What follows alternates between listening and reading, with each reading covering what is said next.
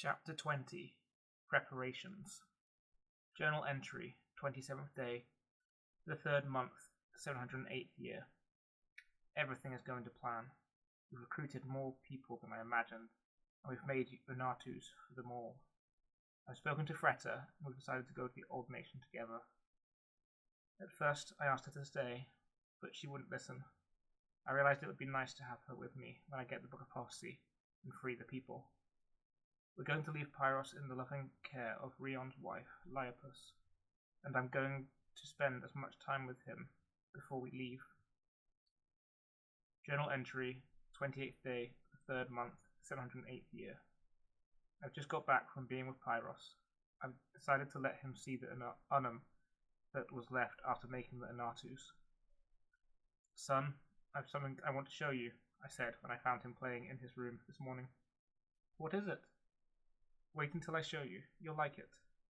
We went to the room where I now keep the Unum. I opened the door with the key, and he gasped. There's so much. One day it'll all be yours, I replied. And when you lead the people, you'll have all this Unum to use as you think best. All of this will be mine, he said with wide eyes. Yes, son. As well as my gifts, and leading the people, you'll have all this wealth. I know you're young, but you'll continue my legacy. When I've done what I need to, you'll rule over a far greater number of people than I do now. He looked at the floor. What's wrong? I asked. How will I know what to do?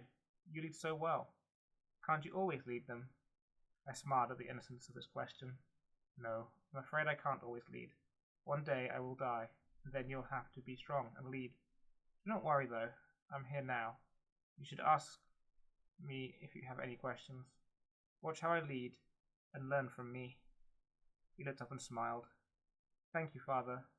It'll be good to spend more time with you. I'm looking forward to it. But first, your mother and I have to go to the Old Nation again. Do you have to go? He said, looking at me with begging eyes. Yes, this is one of those hard choices that will be best for everyone. You must be strong, but I promise we'll return soon. Okay, I'll be strong, but I'll miss you and Mother. We'll miss you too. How about we have some fun before I go? Shall we go to the reservoir? Can we run there? He asked in an excited voice. Of course we can, I said. I bent down and he jumped to my back. In an instant, we were off running down the corridors.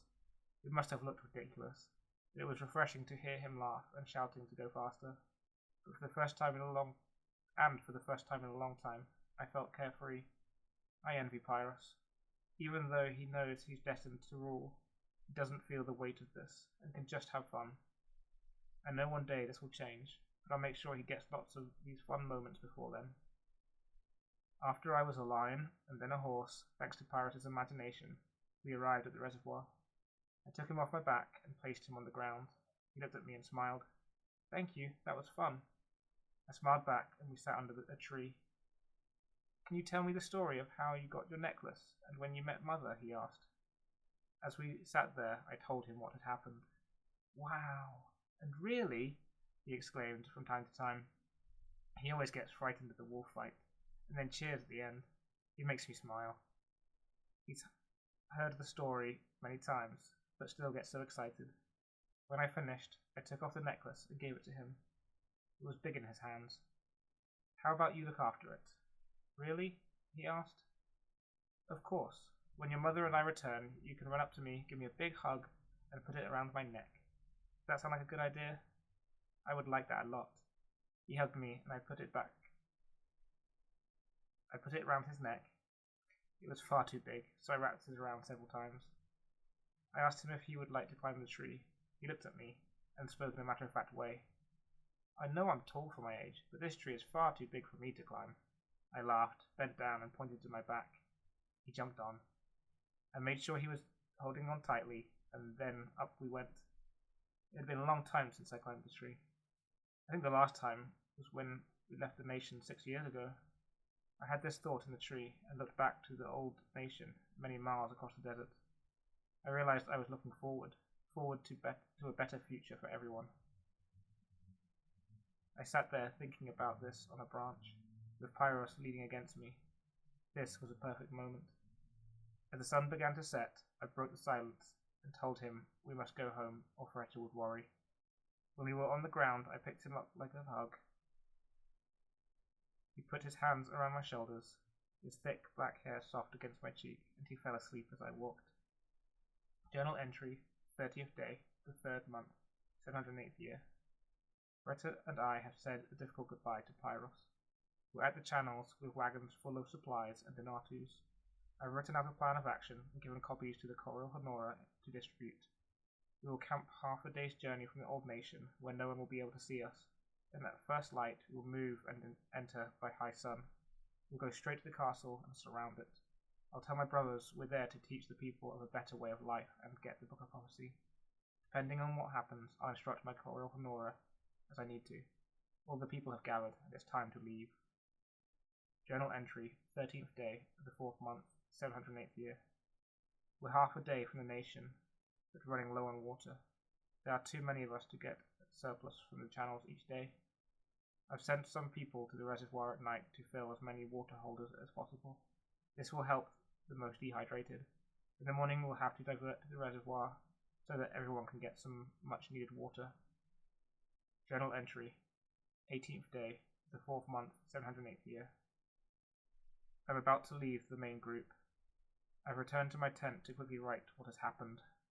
Once again, my brothers have managed to hinder my plans, but I will not stop until I achieve my goals. After we replenished our water, we journeyed to the fields where we would gather to enter the nation. However, my cowardly brothers have managed to be prepared. I'm not sure how they knew we were coming, but they did. As we approached the fields, under the bright sun, we saw tens of thousands of people at the edge of the nation.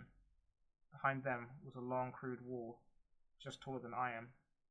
People were armed with Donatus and a device on one arm that protects them. These shields and the wall are typical of Eunyalus.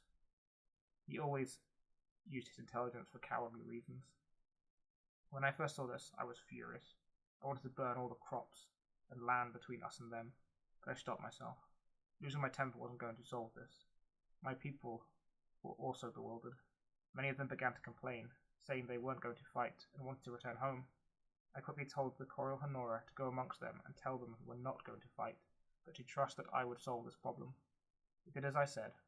The reports back confirmed that everyone stopped complaining and are waiting orders. I called together all the Coriol Honora, good fighters, and Freta to join us. We gathered near our tents. On the fields we've had to clear of crops and animals. As I arrived to speak to them, everyone looked at me expectantly.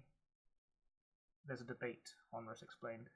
One side wants to fight because it would be easy to beat them. They say we wouldn't need to hurt them too much and simply show our strength. Then we can teach them the happiness of obeying the Book of Law brings. Others say we shouldn't fight, but besiege the water supply. Then, in time, your brothers will give up due to thirst. Then we can show them our better way of life. I considered the two options, but neither was good enough. I couldn't wait any longer. I'm going to have the Book of Prophecy as soon as possible. Having it will solve all the division and uncertainty. Once I have it, I will be able to use its knowledge to pacify and unite all the people. It was time to reveal the rest of my plan. The Book of Law teaches us to obey the laws so we can be happy and one day live with the Creator, I began. We have done this well, but not everyone does. That is why we are here. We want to help all the people. However, my brothers have misled those here and stopped us from helping them. Therefore, it is time to tell you another way we can free the people. My family was given a secret book called the Book of Prophecy by the Creator. Eunyalus has it.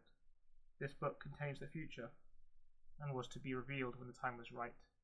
I believe that time is now. If we get this book, it can teach us many things. Knowledge within will show everyone our way is the right way to please the Creator. I need a small group of you to come with me to get the book. We will go west, through the forest, then south, then east into the nation without being seen. We will come up from behind and enter the castle. We will find the Book of Prophecy and take it. I will read it, and then walk right up to my brother's people from behind. It will then be time to tell them the secrets my brothers have kept from them. We'll tell the people to go to their houses, and I'll send out a declaration. We'll tell them how the Book of Law has helped us be happy, and that our way of life is what the Creator would want. I'll explain Confession and Progression Day, and what the Coriol Honora can do to help them. But most importantly, I'll tell them what the Book of Prophecy is, and I'm reading it to reveal its secrets to everyone. When I finished, there was a lot of whispering. I went amongst them and selected 50 of them to come with me. Once I had done this, Honrus came up to me, disappointed that I hadn't chosen him. And what of me? Should I not be with you? I have an important task for you, my friend, I replied. I need you to lead the people while I'm gone. I lifted my hand and called to everyone. Many of you are wondering why you're not coming. I assure you, your company would be greatly appreciated. But I have another task for you. You need to keep the people in order. I'm leaving Honrus in charge, and you'll report to him. Listen to him as if it was I who spoke. In 2 days at high sun, I need you to march with the people and decrease the gap between you and my brother's people by half. They'll either stand their ground or march forward for a fight. The second outcome must not happen. If they march, you must stop with enough distance to let them stop. They'll not fight if you stop. They seem to think we're here to attack, but they'll not attack unless we do first.